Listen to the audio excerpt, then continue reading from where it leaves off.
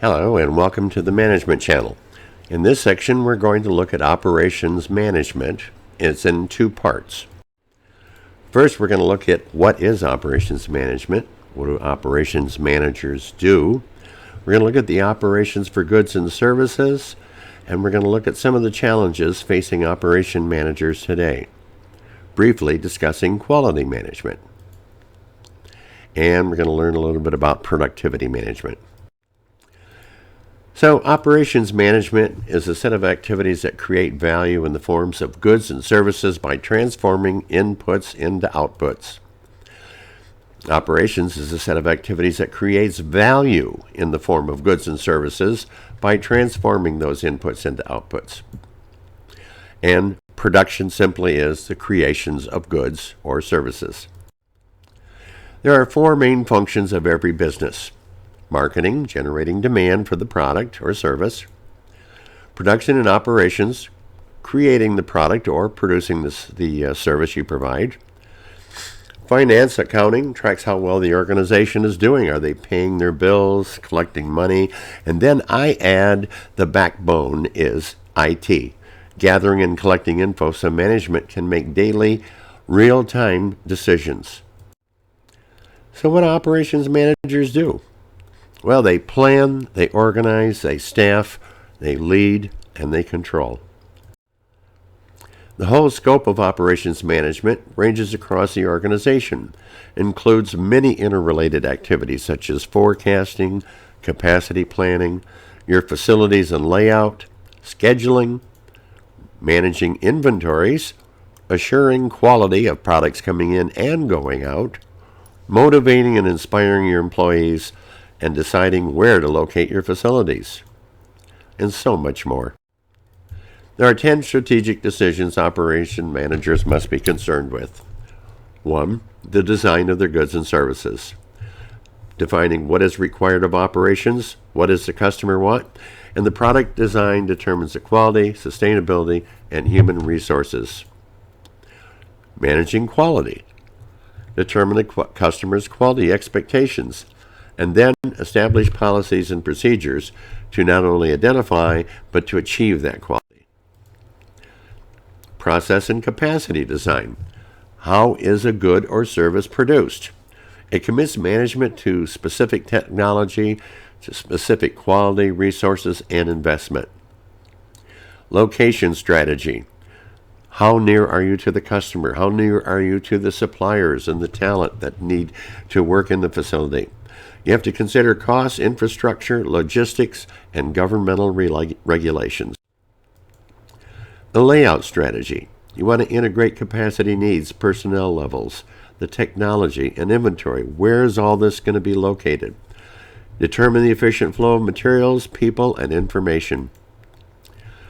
Human resources and job design. Nearness to customers, nearness to suppliers, and worker talent. Considering your costs, your infrastructure, logistics, and again, government regulations. Supply chain management is very important. You want to integrate your supply chain into the firm's strategy, determining what is to be purchased, from whom, and under what conditions. And inventory management, ordering and holding decisions, optimize considering customer satisfaction, supplier capability, and your production schedules. Scheduling, determine and implement intermediate and short-term schedules, utilize personnel and facilities while meeting customer demands, and then maintenance. Consider facility capacity, production, demands, and personnel. Maintain a reliable and stable process, and what's really important is have a good preventative maintenance structure. Significant events in history. We had first in the early 1776, 1880 era, we had cost focus. Slowly moved into scientific management, moved to mass production, and then in 1980 started focusing on quality. But then in 1995, everyone realized that the mass customization era has to be a little more focused. And then we get into the globalization era, 2005 till now. Manufacturers produce tangible goods. Services provide intangibles, but operations for both are really kind of similar. I'm going to let you take a moment to read through this. Please pause if needed.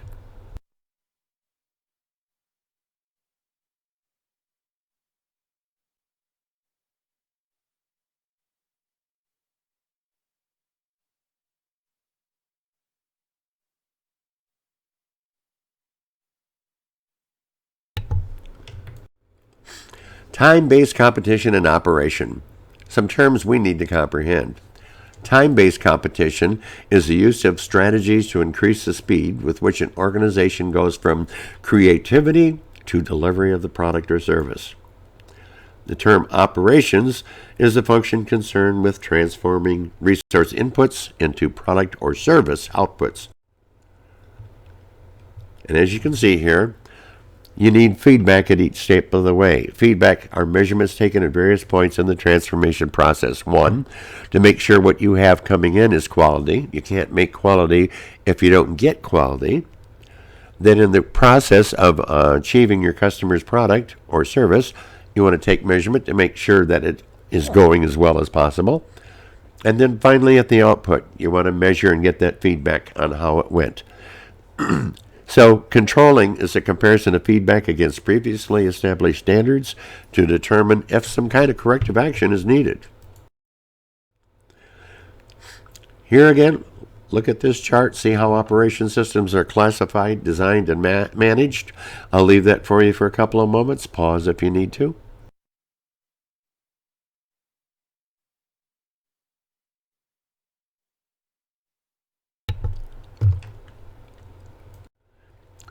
Tangibility of products, there are three classifications. One is tangible. Those are goods, like computers, cars, books, anything that's a physical item.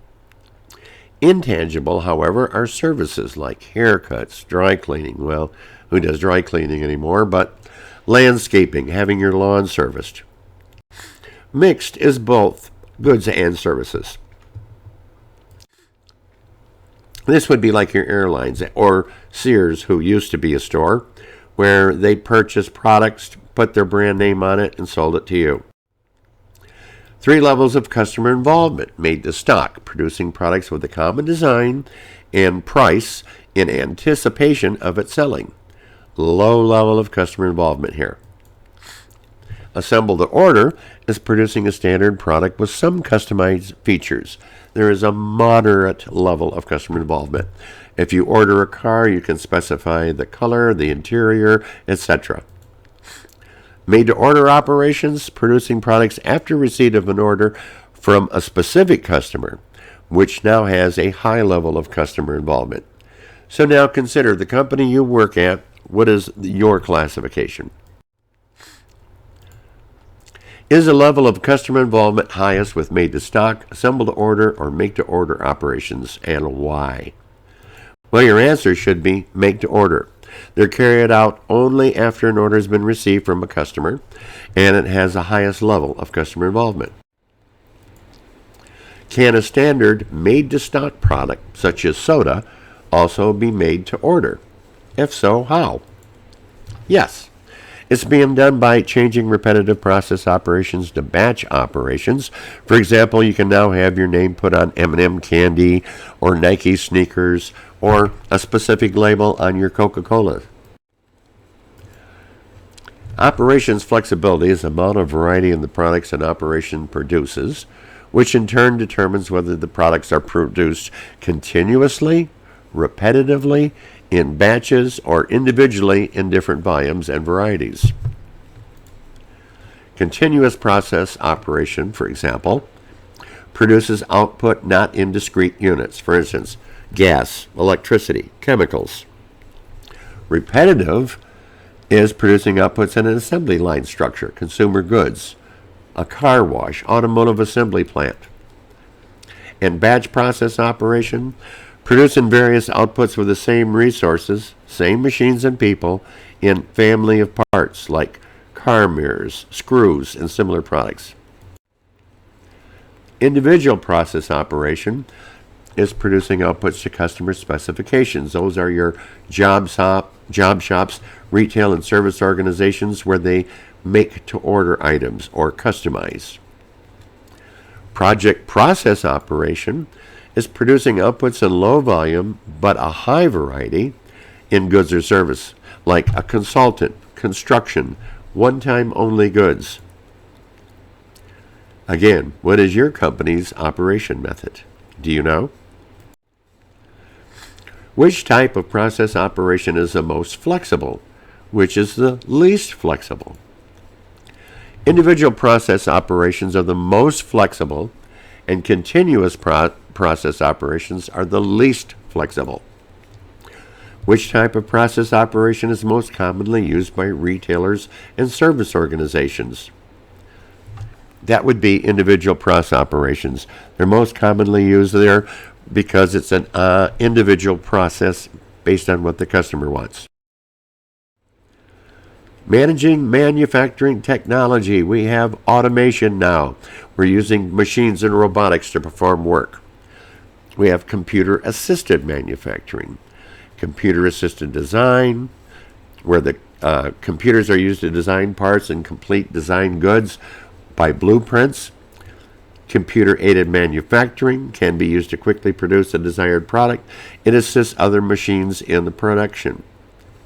And computer-integrated links CAD and CAM to adjust machine placements and settings automatically. It's a management control system. So now let's look at facility layout. Facilities are those physical resources used in the operation process, such as your building, your machines, furniture, fixtures, and so forth. And there are four basic types. A product layout is for make, stock, and assemble to order, relatively inflexible, repetitive, or a continuous process type operation. A process layout is more for make to order, little flexible individual process operations, or for labor or balance intensive operations. A cellular layout is used for made to stock or assemble to order, relatively flexible batch process operations, and a balance intensity. A fixed position, however, is for make to order or assemble to order, flexible project process operations, and balance intensity. Which facility layout does your company use?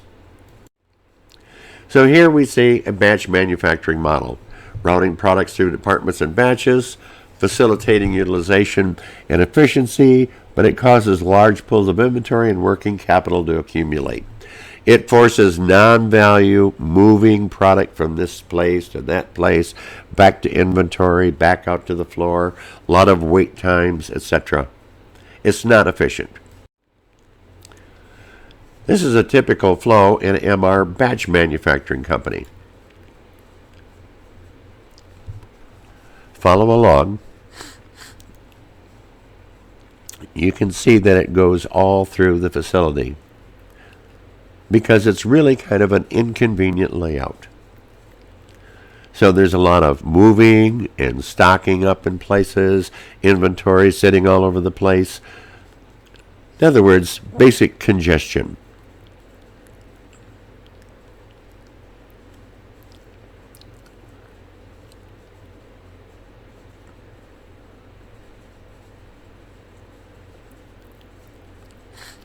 When you look at this drawn out map and mess, it makes you wonder how they even were organized enough to produce the products they wanted. All right. So a lean manufacturing model is one continuous flow from input to output. The supplies come in and goes through a stage of processes all the way on down the line until you have the final product at the other end. A lean facility layout is like this. Everything comes into a loading dock, but you see you have different lines. You have a high-tech line, a premium line, e-machine lines, etc. And those products from the receiving area in inventory warehouse come to the lines where they're needed as they're needed.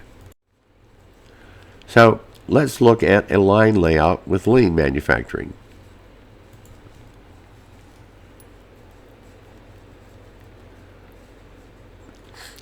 And you can see how it travels through the facility in one line, meeting what's called the customer takt time. In lean manufacturing, you can see there's a U-shaped model where people work on both sides versus the traditional model where you have more people not really working together. But in the U-shaped model, you have less people working together and you actually achieve more. You can see some of the material flows here, and I'm going to let you read through these. But trust me when I tell you, in lean manufacturing, you want to get it to where everybody's working together.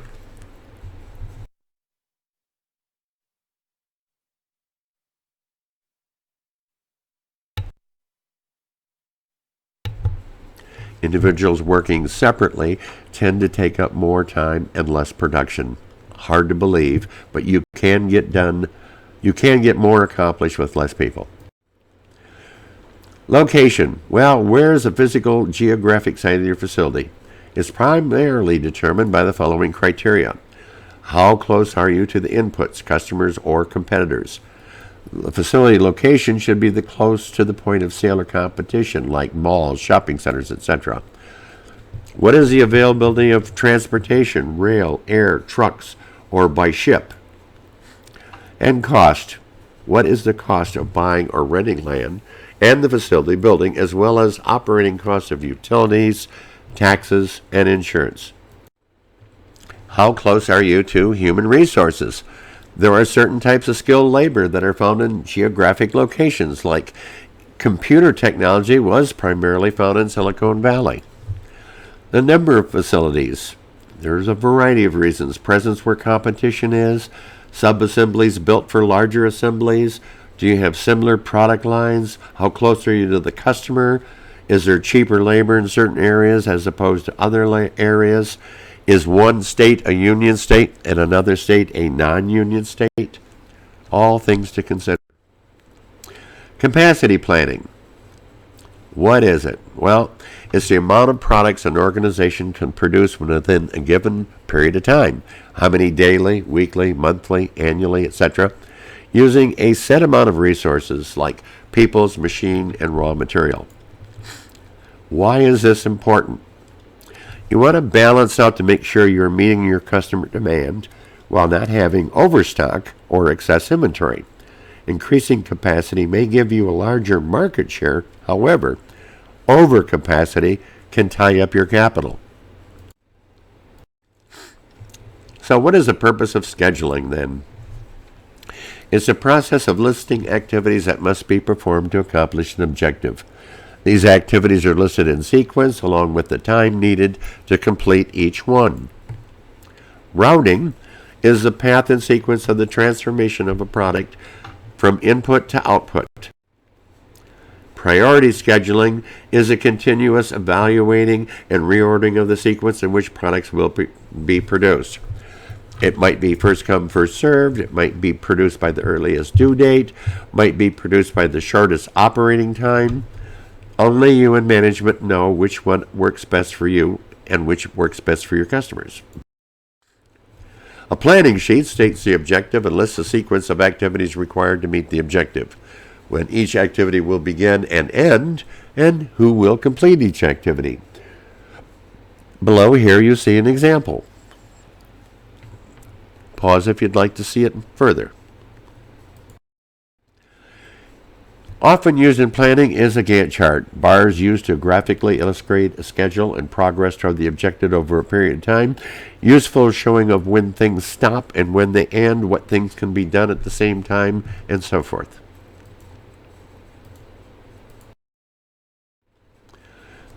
Inventory control within the system process. You have your inputs, your transformation, your outputs, and your delivery. All of that requires feedback. Your just-in-time inventory is a control method in which necessary parts and raw materials are delivered just before they're needed. And again, minimize of inventory.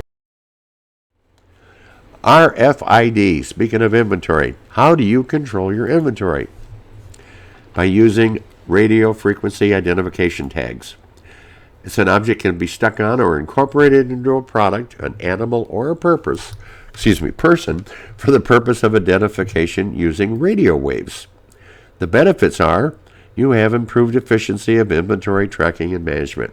You know where everything is and where everything is going to be. It's a reduction of labor costs, simplifies your business process, reduces inventory inaccuracies. You get more effective actual inventory on hand with RFIDs. All right, so there are new challenges in operations management. We have now today the global focus. There's supply chain partnering, sustainability, rapid product development. Customers are always wanting more. Produce more at a lower cost in mass customization.